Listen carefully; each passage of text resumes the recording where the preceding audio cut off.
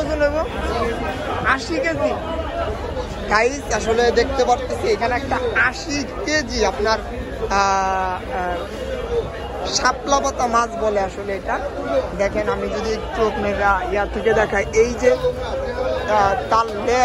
তার লেজটাই কত বড় দেখেন, এই যে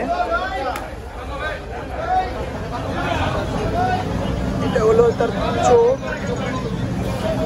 বিশাল বড় একটা 80 কেজি ওজন। ধারণা করতে পারেন এত বড়। এখানে ছোট ছোট আছে শাপলা পাতা মাছ 80 কেজি। হ্যাঁ একটু হাবি সাথে